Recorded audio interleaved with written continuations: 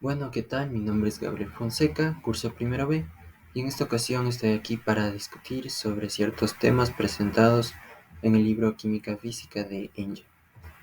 Como índice se tiene que es una disolución ideal, diagramas temperatura-composición, propiedades coligativas y disoluciones diluidas ideales.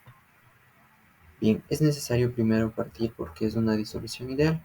Es aquella en la que los átomos o moléculas no interactúan entre sí, siendo que para un líquido esto no es tan factible, ya que sin interacciones atractivas el gas no se condensa. Bien, al desarrollar un modelo para estas disoluciones se debe tener en cuenta la fase de vapor. Esta debe estar en equilibrio con la disolución. Como ejemplo se tiene una disolución benceno-tolueno, la cual en benceno líquido puro se añade tolueno, resultándose en una presión parcial de benceno reducida y en una fase de vapor que ahora contiene tanto tolueno como benceno. Se presenta la siguiente fórmula, la cual dicta la presión parcial de cada componente por encima del líquido, siendo igual a la fracción molar de dicho componente por la presión de vapor de dicho componente. Esta es la ley de Raoult, la cual funciona para todas aquellas sustancias en una disolución ideal que contienen en su fracción molar un intervalo que es mayor o igual a 0 o menor o igual a 1.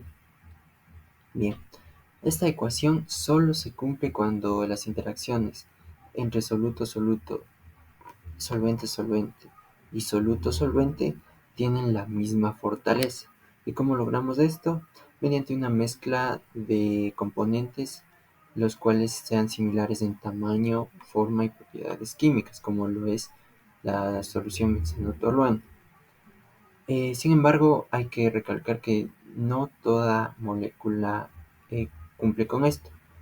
Cuando se tienen muy distintas estructuras, se habla de desviaciones, siendo una desviación positiva de la ley de Raoult cuando la presión de vapor es mayor a la ideal y una desviación negativa cuando es menor a la ideal. Sin embargo, hay que recalcar que la ley de Raoult es un ejemplo de una ley limitante. ¿Por qué? Porque esta una disolución obedece a la ley de Raoult conforme la disolución se hace muy diluida. En otros casos no es posible. Bien, pasando con el siguiente tema, se tiene el diagrama de temperatura-composición y la destilación fraccionada. Partiendo primero por el diagrama, este diagrama relaciona la temperatura de la disolución en función a la composición, dada a una presión de vapor total. Como se puede ver en el gráfico de la izquierda, se tiene un diagrama de este tipo de igual a la mezcla mencionada anteriormente de benceno-tolueno, en la que la curva roja superior muestra la temperatura de ebullición en función de Y benceno, mientras que la curva roja inferior muestra la temperatura de ebullición en función de X benceno. Este área delimitada entre estas dos curvas es aquella que muestra la coexistencia entre vapor y líquido. Mírese también que el componente más volátil tiene el punto de ebullición más bajo, lo cual es hasta lógico. Bien, como se puede ver, el vapor por encima de la disolución en el punto A está enriquecido en benceno, por lo que si nosotros continuamos realizando destilación una y otra vez, lo que vamos a obtener es como líquido resultante una fracción molar más alta de benceno, lo que se traduce a un líquido con benceno puro. Es así como funciona la destilación. Otro concepto de destilación necesario para saber es la columna de destilación, la cual opera con un gradiente de temperatura, siendo en la zona más alta una temperatura menor y en la zona baja se tiene a la solución hirviendo. Sin embargo, es importante que en la destilación mantengamos siempre la temperatura del líquido hirviendo tan baja como sea posible. ¿Por qué? Esto principalmente es para evitar que se den reacciones térmicas, como por ejemplo si se tiene una disolución con gasolina, con queroseno, con diésel, los cuales son bastante inflamables. Evitamos esto mediante una baja de la temperatura de ebullición. Bien. Por otro lado, se tiene que no es posible separar una disolución binaria en sus componentes puros. Esto dependiendo netamente de la idealidad. Si una disolución se comporta como ideal, esto es más fácil que una que no se comporta como ideal, ya que si las interacciones A con B, o sea, soluto-solvente, son más atractivas que las interacciones entre soluto-soluto y solvente-solvente, el punto de ebullición de la disolución será máximo, como se puede observar en la figura A, el cual es un diagrama de acetona cloroformo. Mientras que por otro lado, si las interacciones entre A y B, o sea, soluto-solvente, son menos atractivas que como tal soluto-soluto y solvente-solvente, se habla de un azeótropo, el cual es una mezcla líquida de dos o más componentes que poseen un mismo punto de ebullición constante. Entonces se presenta lo que se ve en la figura B. Bien, pasando por otro lado, las propiedades coligativas son aquellas que dependen netamente de la concentración del soluto y no de la naturaleza de este. En el libro se nos especificaba que estas propiedades coligativas solo se estudiarán en disoluciones ideales. Tenemos 4 propiedades coligativas. Partiendo primero por el descenso de la presión de vapor, como la presión de vapor de la disolución disminuye debido a la adición de soluto, esto causa un desplazamiento de las curvas en un diagrama de fase, siendo que las curvas de coexistencia entre sólido y gas y sólido líquido disminuyen. Por ende, disminuirá el punto de congelación, el punto de ebullición y en sí el punto triple. Bien, por otro lado se tiene un descenso crioscópico, el cual, debido a que el soluto no cristaliza con el disolvente, no se puede integrar fácilmente a la estructura del disolvente, por lo que necesitamos menor temperatura para que esta solución alcance el punto de congelamiento.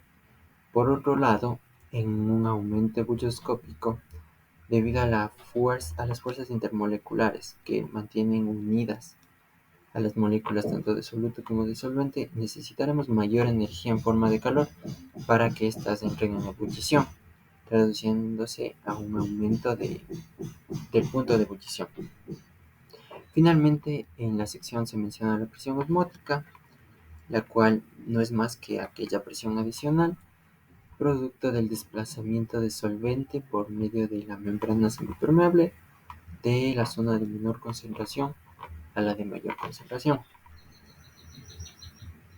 Bien, pasando con el siguiente tema y el último, que son las disoluciones diluidas ideales, se habla de que estas son útiles para describir las propiedades de estas disoluciones si son diluidas. Sabemos que en una disolución ideal, en una disolución real, el potencial químico de un componente se puede separar en estándar y en un término que depende de la presión parcial, como se lo puede ver en la siguiente forma, que nos dice que el potencial químico de la disolución será igual al potencial químico de la sustancia pura más la constante de los gases por la temperatura por el logaritmo natural de la presión parcial sobre la presión de vapor de la sustancia. Ahora bien, de aquí se deriva que si consideramos el disolvente de una disolución binaria diluida, se tiene una actividad adimensional del disolvente, la cual relaciona la presión parcial del disolvente sobre la presión de vapor del disolvente. Por otro lado, también se tiene un coeficiente de actividad, el cual cuantifica el grado en la que la disolución es no ideal. Esto es igual a la actividad adimensional previamente calculada sobre la fracción molar del disolvente. Bien, por ende se obtiene esta fórmula, la cual dicta, combinando las ecuaciones previamente dichas, la cual dicta que el potencial químico de la disolución será igual al potencial químico del solvente más este término que relaciona la constante de los gases por la temperatura por el logaritmo natural de la actividad adimensional de dicho componente. Bien, y de aquí se deriva la ley de Henry, la cual dice que la presión de un componente será igual a la fracción molar de dicho componente por la constante de Henry de dicho componente. Bien, este valor de esta constante depende únicamente de la naturaleza del soluto y del disolvente y se encarga de cuantificar el grado en el que ocurren las desviaciones de la ley de Raoult. Bien, cuando las constantes de la ley de Henry tienen un valor menor a las presiones de vapor de las sustancias puras, se dice que el sistema presenta desviaciones negativas de la ley de Raoult.